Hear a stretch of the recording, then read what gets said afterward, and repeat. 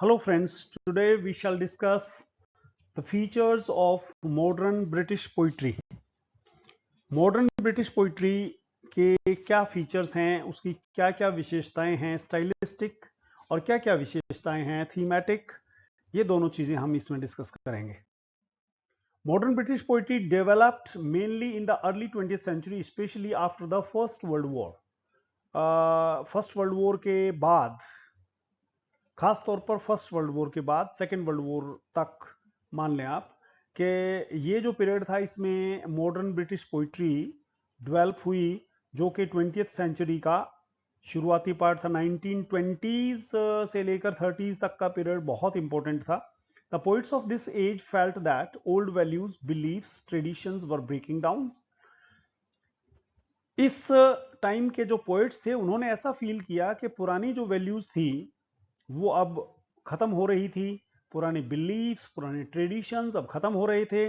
Therefore modern poetry became different from romantic and Victorian poetry. इसलिए modern poetry जो थी वो इससे पहले आई हुई विक्टोरियन और रोमांटिक पोइट्री से डिफरेंट बनी. It became more realistic, intellectual, experimental.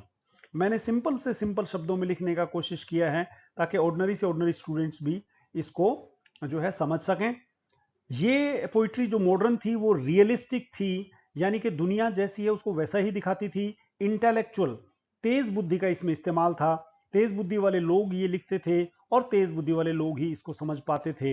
और साथ साथ में इस पोइट्री में थीम और स्टाइल दोनों में एक्सपेरिमेंट्स किए जा रहे थे. नए टाइप के थीम, नए टाइप के style. The poetry of this age reflects confusion, fear, loneliness, frustration, search for meaning in life. जैसा कि हमने थिएटर ऑफ एब्सर्ड में देखा, इस तरह के थीम, कंफ्यूजन का थीम, फियर का थीम, लोनलीनेस, फ्रस्ट्रेशन का थीम और जिंदगी में मीनिंग ढूंढना, इस तरह के इश्यूज मॉडर्न पोइट्री में लिए गए हैं. One important feature of modern British poetry is the feeling of disillusionment and despair. निराशा, लाइफ की निराशा इस पोइट्री का एक इंपॉर्टेंट थीम है. Modern poets saw a world full of violence, war and moral decline. Modern poets ने violence यानी कि जो है वायलेंस के साथ साथ वॉर और मोरल डिक्लाइन, नैतिक पतन, इन चीजों का थीम लिया है क्योंकि यही उस युग में था. They felt that human civilization was losing its stability. लोगों का यह मानना था कि मानवीय सभ्यता स्थिरता खो रही है. The idea is clearly seen in the second coming by W B. Yeats. ये पोइम जो हमने पढ़ा डब्ल्यू.बी. येट्स का, सेकंड कमिंग पोइम में यही आइडिया है. क्या कहता है poet? Yeats presents a frightening picture of modern world after the first world war.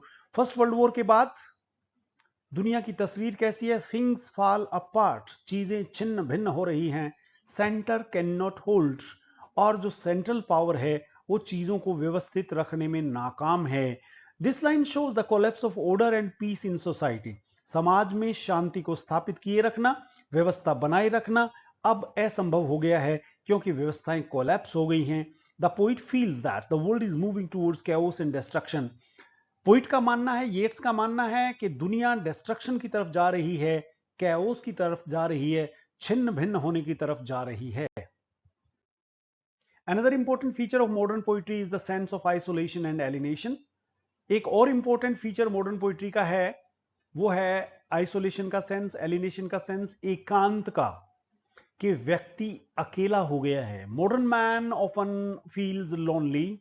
आधुनिक मनुष्य आमतौर पर लोनली फील करता है. कट ऑफ फ्रॉम सोसाइटी, समाज से उसका ज्यादा लेना देना नहीं है, अकेला सा हो गया है. पहले मनुष्य समाज में ज्यादा रहता था, मॉडर्न मैन अकेला सा हो गया है. This theme appears strongly in love song of J Alfred Prufrock by T S. Eliot. T S. Eliot की पोइम प्रूफ रॉक में ये थीम बड़ा स्ट्रांग है. Prufrock is an insecure and hesitant man. Prufrock एक इनसिक्योर आदमी है, hesitant है, हेजिटेट करता है. Who can not express himself freely, अपनी बात को फ्रीली कह नहीं पाता है. He feels weak and afraid in modern society. वो आधुनिक सोसाइटी में बड़ा ही कमजोर और डरा हुआ महसूस करता है. एलियट ने क्या लिखा है पोइम में? Do I dare disturb the universe. क्या मुझ में इतनी हिम्मत है कि मैं यूनिवर्स को डिस्टर्ब कर दूं? This line shows fear, uncertainty and lack of confidence of modern man. यही लाइन दर्शाती है कि दुनिया में कैसा डर, कैसी अनिश्चितता और आदमी में कॉन्फिडेंस की कमी किस तरह से है।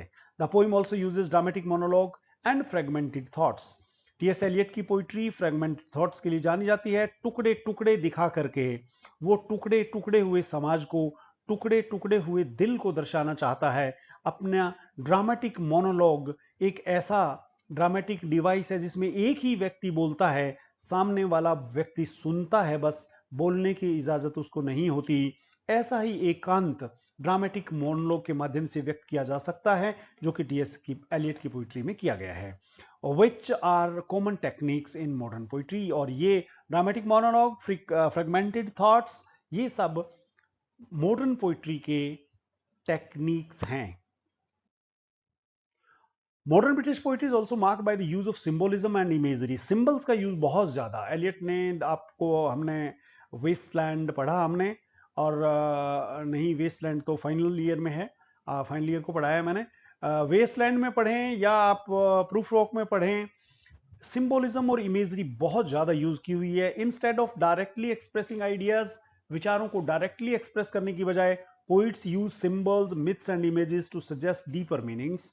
पोइट्स जो है सिंबल्स का यूज करते हैं, मिथ्स का यूज करते हैं, इमेजेस का यूज करते हैं, डायरेक्टली अपनी बात नहीं कहते हैं, और इस तरह से वो डीपर मीनिंग को व्यक्त करते हैं।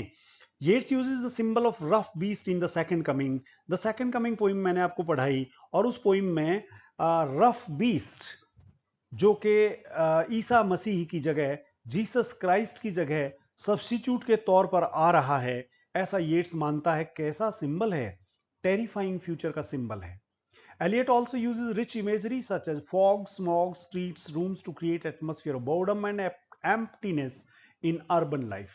Eliot फॉग का यूज करता है। टीएस एलियट की पोइम वेस्टलैंड में फॉग का यूज हुआ है, स्मोक का यूज करता है, स्ट्रीट्स का यूज करता है, रूम्स का यूज करता है, ये दिखाने के लिए कि जीवन कैसा है, कमरों में बीत जाता है, बोर्डम का, एम्प्टीनेस का, हमारी जिंदगी मीनिंग से खाली हो गई है, ऐसा प्रतीत होता है। ये सब कुछ फीचर्स टीएस एलियट की पोइट्री में मिलता है और मॉडर्न पोइट्री में भी मिलता है।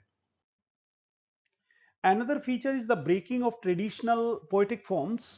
Traditional poetic forms जो थी पहले, जिस तरह की पोइट्री का यूज किया जाता था, वो टेक्निक्स अब नहीं रही। Modern poets did not always follow regular rhyme, metre, simple structure. Modern poets कभी भी रेगुलर राइम का इस्तेमाल नहीं करते हैं, रेगुलर मीटर का इस्तेमाल नहीं करते हैं, और सिंपल स्ट्रक्चर का इस्तेमाल नहीं करते हैं। कॉम्प्लेक्स स्ट्रक्चर, सर्कुलर स्ट्रक्चर और इरेगुलर मीटर, और लाइफ रेगुलर है ही नहीं। इरेगुलर लाइफ को इरेगुलर मीटर से, इरेगुलर लाइफ को इरेगुलर राइम स्कीम से दर्शाया जा सकता है, ऐसा मानना है मॉडर्न पोइट्स का। दे experimented with free words.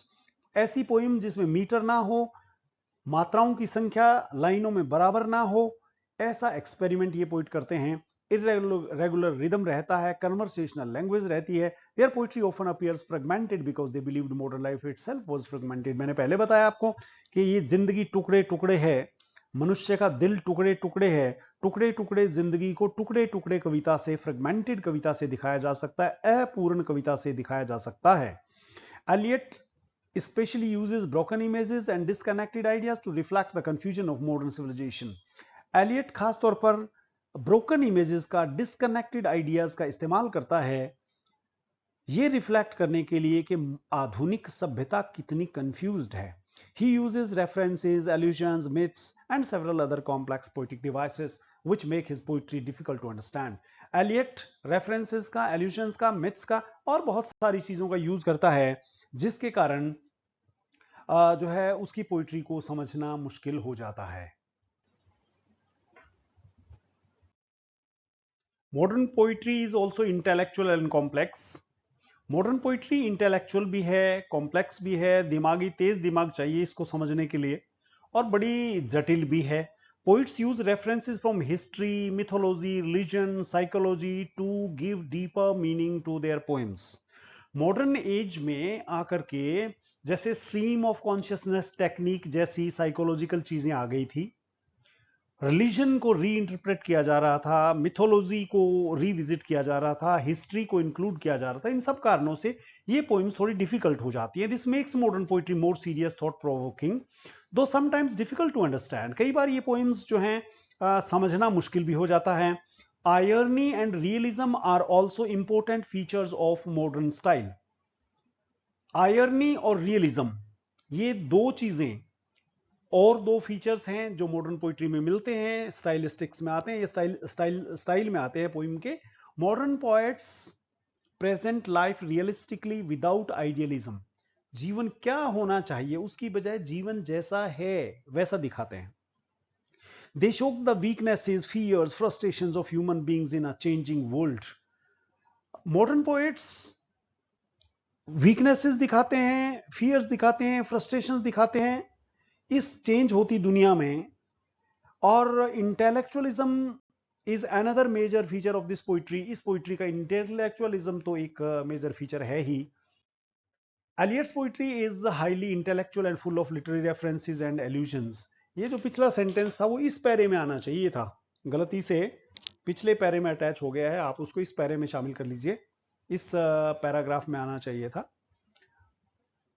Elliott की पोइट्री इंटेलेक्चुअल के साथ साथ लिटरेरी रेफरेंसेस, एल्यूजन्स का, जैसे मैंने पहले कहा, readers often need careful study to understand the deeper meaning of his poems.